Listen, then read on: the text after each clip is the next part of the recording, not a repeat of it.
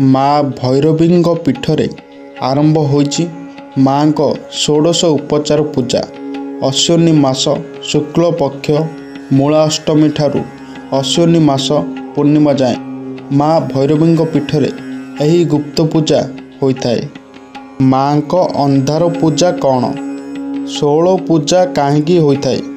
ଆରମ୍ଭ ହୋଇଛି ମାଙ୍କ ପାର୍ବଣ ଋତୁ।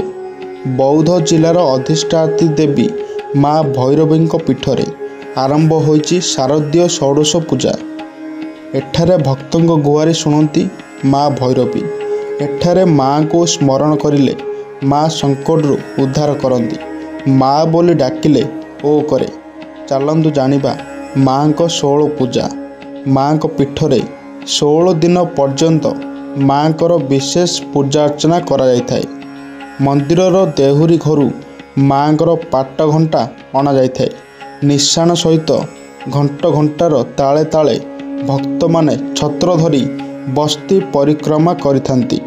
ତାପରେ ମନ୍ଦିରକୁ ଆସି ବିଭିନ୍ନ ପ୍ରକାର ରୀତିନୀତି ଅନୁସାରେ ପୂଜା ଅର୍ଚ୍ଚନା ହୋଇଥାଏ। ତାପରେ ମାଙ୍କର ଏହି 16 ଦିନର ପୂଜା ଅତ୍ୟନ୍ତ ଗୁପ୍ତ ଭାବେ ହୋଇଥାଏ। ସେହି ସମୟରେ ମନ୍ଦିର କବାଟ ବନ୍ଦ ରହେ। କୁହାଯାଇଥାଏ ତାଳପତ୍ର ପୋଥି ଅନୁସାରେ ଅର୍ଦ୍ଧରାତ୍ରିରେ ମାଙ୍କର ସ୍ୱତନ୍ତ୍ର ପୂଜା ନୀତି ଅନୁଷ୍ଠିତ ହୁଏ।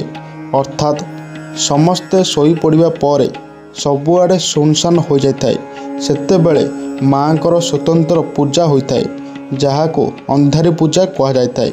ପୂଜା ଅର୍ଚ୍ଚନା ପରେ ମାଙ୍କର ପ୍ରିୟ ଭୋଗ ଲାଗିଥାଏ। ଏହି 16 ଦିନ ଭକ୍ତମାନଙ୍କୁ ମାଙ୍କ ଦର୍ଶନ ମନା।